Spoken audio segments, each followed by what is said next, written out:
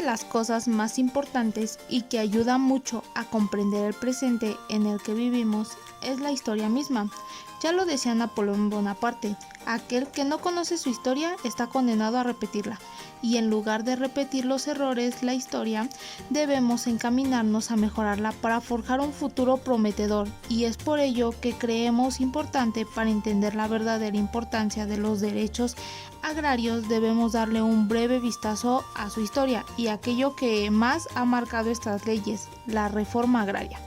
Durante el siglo XX, México ha realizado 2 reformas agrarias, ambas con el objetivo fundamental de intensificar las políticas de corte capitalista o neoliberal.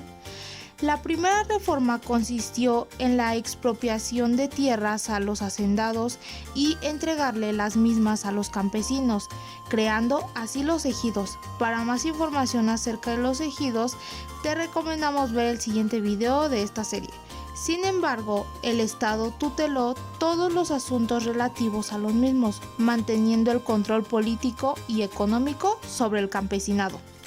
Con la segunda reforma agraria aprobada en aquel lejano 1992 se permitió la privatización de la tierra y de este modo se logra desaparecer la injerencia del Estado en estas comunidades. Lo triste del asunto es que, ya que ninguna de las 2 reformas pretendían una redistribución equitativa de la tierra o una mejora socioeconómica del campesinado, las consecuencias han sido similares en las 2 reformas. El acceso a la tierra y a los proyectos de gobierno para el desarrollo rural continúa directamente vinculado a las relaciones de parentesco y al clientismo político. No obstante, en la segunda reforma agraria es destacable la concentración y el crecimiento de la tierra en manos de multinacionales. La reforma agraria en México se originó durante la revolución encabezada por Emiliano Zapata. En el año 1912 se inició un proceso en el cual se despojaron de sus tierras a los latifundistas y fueron repartidas cerca de 100 millones de hectáreas a centenares de familias necesitadas con la finalidad de que realizaran trabajos de agricultura y cubrieran sus necesidades básicas. Más tarde, la reforma agraria también fue impulsada por el presidente Lázaro Cárdenas del Río durante su gobierno entre 1934 y 1940. Sin embargo, los resultados no fueron los esperados y aumentó el nivel de pobreza. Desde la promulgación de la reforma agraria en México, esta ha sufrido diversas modificaciones a lo largo de los años y, desde entonces, la distribución de las tierras es supervisada por el Estado, pero con un concepto más amplio del sentido de propiedad y uso productivo. Aún no hemos dicho qué es la reforma agraria y, aunque de una manera un tanto resumida, podríamos definirla como aquel conjunto de medidas que están destinadas a la redistribución, propiedad y uso productivo de la tierra como una política de gobierno, esto con el fin de impulsar la actividad agrícola de un país. Las medidas que componen la reforma agraria son de tipo económico, político, legislativo y social, y en principio son creadas con el fin de impulsar la distribución y productividad de las grandes extensiones de tierra.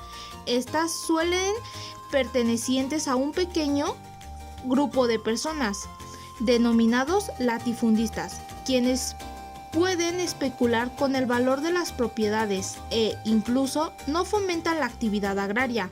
Por ende, entre los objetivos de la reforma agraria está el sustituir a los latifundistas y repartir sus tierras a los campesinos, con el fin de que las trabajen y se impulse la actividad agrícola.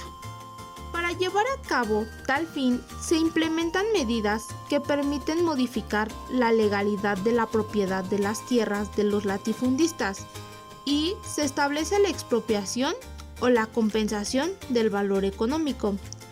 En consecuencia, una gran porción de tierra perteneciente a una persona puede pasar a ser retribuida y destinada a pequeños o medianos agricultores o campesinos a través de la reforma agraria. La reforma agraria se puede dar en distintos contextos y, dependiendo de estos, sus objetivos pueden ser los siguientes. 1. Buscar una mayor equidad social, dadas las grandes brechas entre la clase campesina y los latifundistas. 2. Reivindicar a los agricultores, pues usualmente suelen ser sujetos de maltrato por parte de sus empleadores. Principalmente, esto aparece a modo de exigencia de largas jornadas laborales, bajas remuneraciones e incluso la realización de tareas en condiciones que podrían considerarse de semiesclavitud. 3. Evitar en un futuro revueltas sociales de grandes magnitudes, las cuales usualmente ocasionan un mayor perjuicio al Estado, o, dicho de una manera un poco más sencilla, ante las demandas sociales que puedan ocasionar pequeñas guerrillas. El gobierno se adelanta y previene conflictos, que suelen ser muy violentos, para darle una solución más pacífica. Sin embargo, para lograr esto es necesario reemplazar el esquema ya existente de aquellos grandes latifundistas por otro de pequeños y medianos agricultores. Y para llevarse a cabo, la reforma agraria nos dice que se deben llevar a cabo estas dos medidas. 1. Expropiación. Es cuando el gobierno toma el control del terreno. Puede ser por adeudos, como la falta de pago en servicios dados por el gobierno, y se transfiere la propiedad, por ejemplo, del hacendado al agricultor. 2. Mecanismos compensatorios. En esta medida se le exige al latifundista que se desprenda de su propiedad, esto a cambio de una compensación que entregará el gobierno. Sin duda alguna, es un poco compleja la labor que se lleva a cabo gracias a la reforma agraria y casi indispensable para mantener la paz y el desarrollo de un país. Por ello, aunque tiene un par de fallas y que seguramente se pueda mejorar, debemos aprender de nuestros errores, mirar hacia el futuro y empezar a construirlo de una mejor manera. Después de todo, aquel que no conoce su historia está condenado a repetirla. Si te interesó más este tema, te invitamos a buscar más información acerca del mismo. Nosotros tomamos como punto de referencia Carcar acerca de la reforma agraria, pero eres libre de indagar más en este tema y quién sabe, tal vez tú mismo forjar ese mejor futuro. Sin nada más por el momento y agradeciendo toda tu apreciada atención, se despide el equipo Justicia.